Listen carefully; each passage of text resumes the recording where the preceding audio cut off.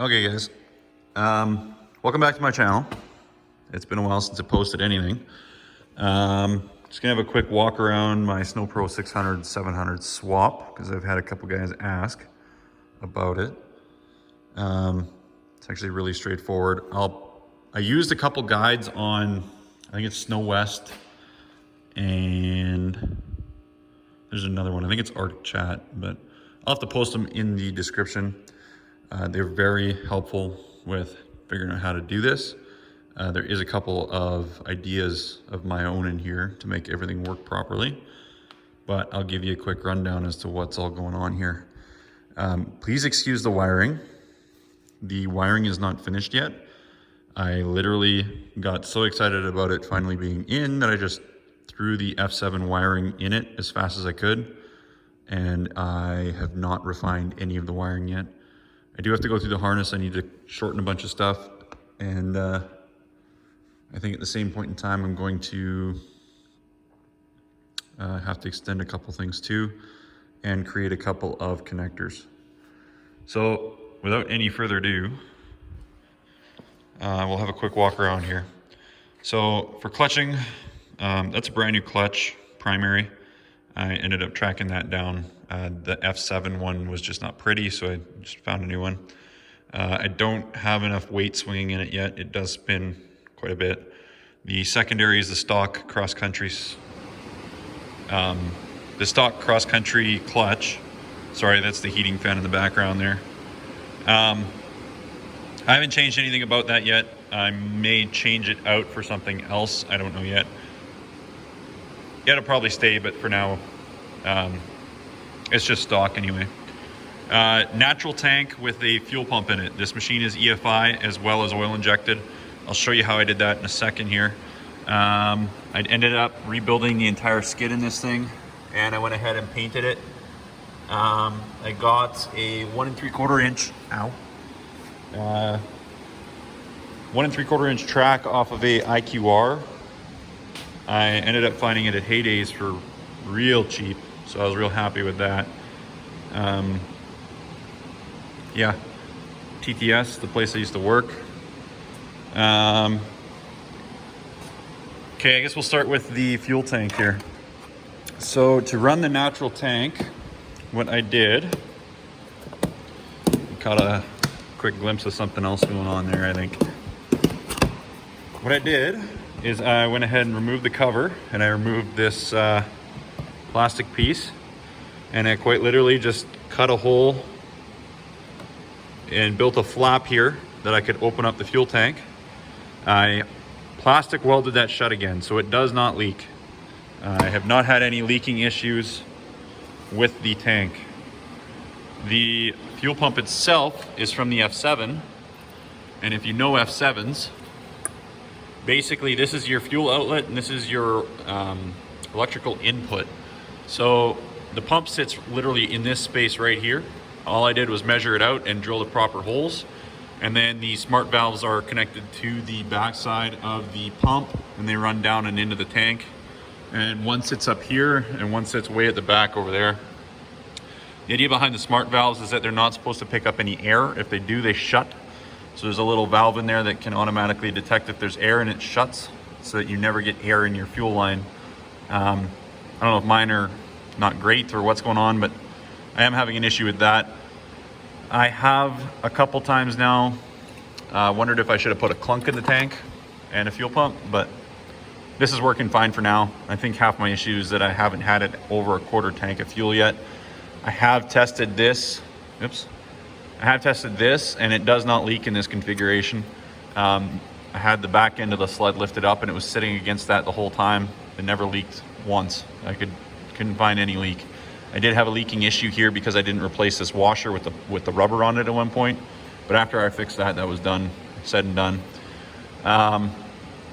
As for the pull rope, this is, size is it 3/8? Fuel line, steel. All I did was flare this end and this end. But the way I did it was a little bit different. So what I did is I took the original bushing for the rope starter out of the fuel tank here, and I drilled it out to accept this 3/8 line. And then what I did is I flared one end of this line first, shoved it through so that it would never come out of here. And then this is literally just electrical tape to stop it from backing out the other way. I went ahead and bent it down to the recoil of the F7, which has been relocated. I believe they usually spit the wire out here. I just turned it so that it would come out the top, and I flared this end as well so that it wouldn't cut the rope when I was giving her a yank. The rope is kind of short right now. I did bug her up, and the flare was not great to begin with, and it ended up cutting my rope. That wasn't really fun, but is what it is. As you can see, the F7 sits in here quite snugly. I don't have any clearance issues at all. I did have to do the spacer trick on the bottom side with a couple of washers. I think there's 2 or 3 stacked washers to get it to push it up a little bit.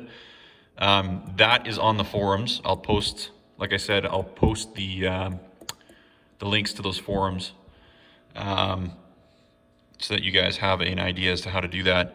I decided to keep the oil injection, so that there is a Sno Pro 500 bottle, and I got it from eBay Parts in Quebec. It is impossible to find parts for a Sno Pro, apparently, so I had to order it from way over there.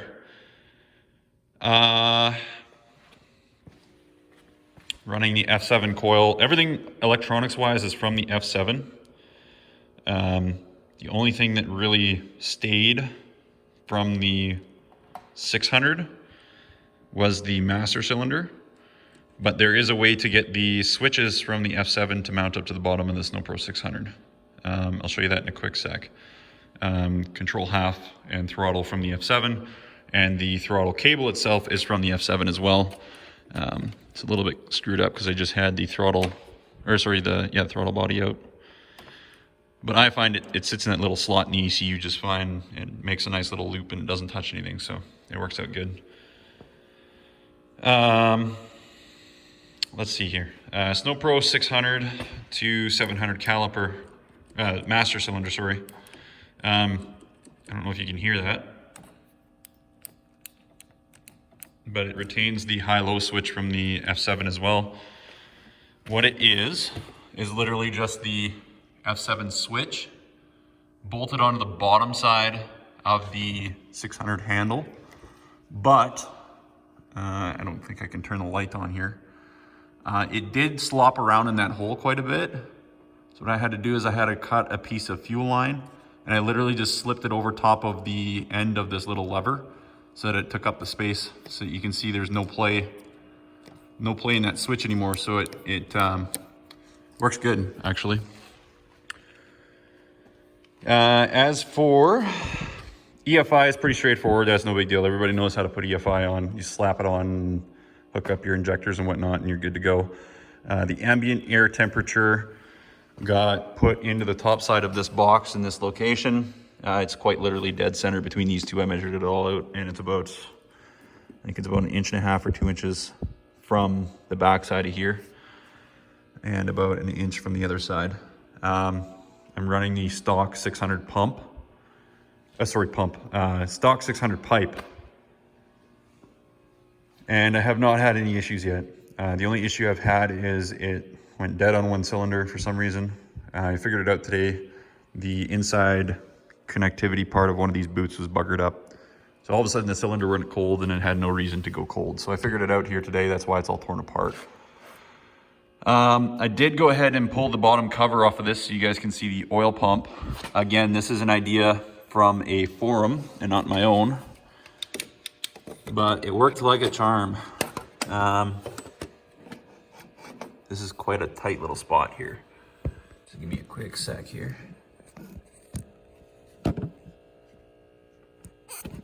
So as you can see, if I stop shaking here, it is extremely tight. There's about, I think it's about 1/8 to 1/4 inch of room in there. And I had to modify the pump. it's not easy to show while it's in there. So I actually ended up buying at one point a spare pump that I found on eBay because it was cheap and I wasn't sure what I was doing with this one yet.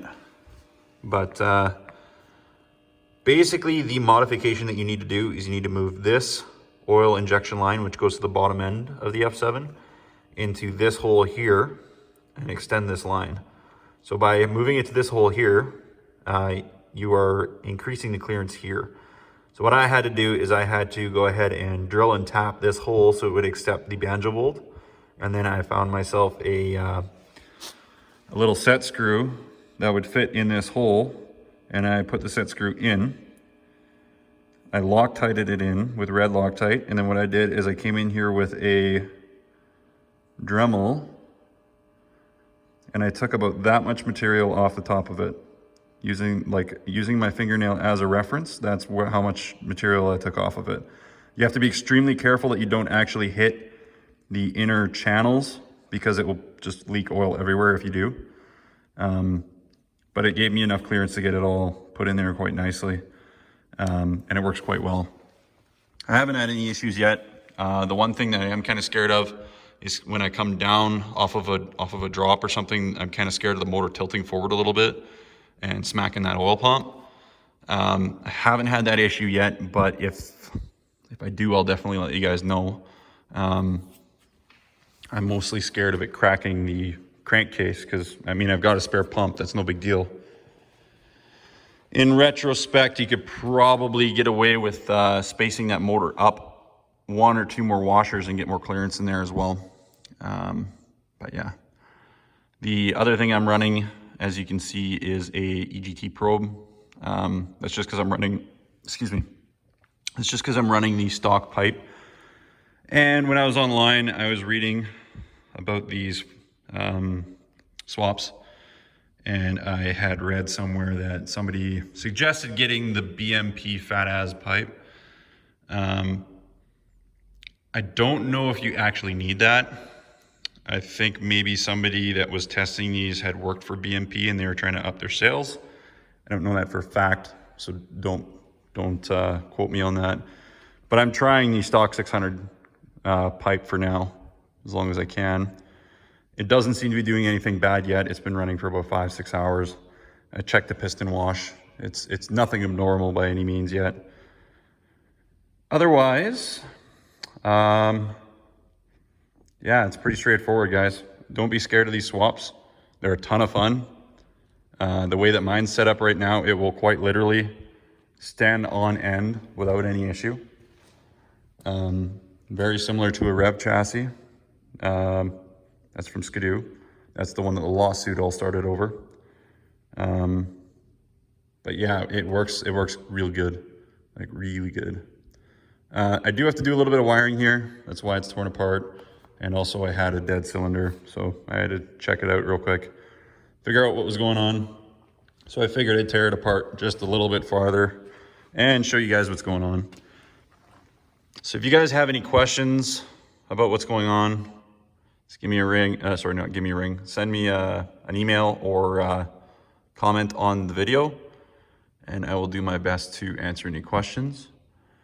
As for the 2 hookups that will not match with anything else, those are the bottle, sorry, with the F7. The bottle will not hook into the F7 harness right away. And the other thing that will not do that is the Speedo.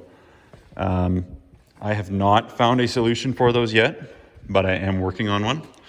The 2003 F7 uses a magnet sitting inside your drive shaft on top of, and there's a little sensor that sits inside their regulator, their voltage regulator. I got rid of the voltage regulator in favor of a 2006 style voltage regulator, but I've still yet to figure out how to get my Speedo to work. So I think that's going to be a project here right away too. I will try and post a video of that as well, just quickly when I figure it out. But for now, I think I am going to have my hands busy rewiring everything so it looks pretty again. Again, like I said, any questions, comments, leave a message, comment, send me an email, whatever you need to, and I'll do my best to actually answer those questions. Comment, subscribe, do whatever you got to do. Just your support is appreciated. Thanks, guys.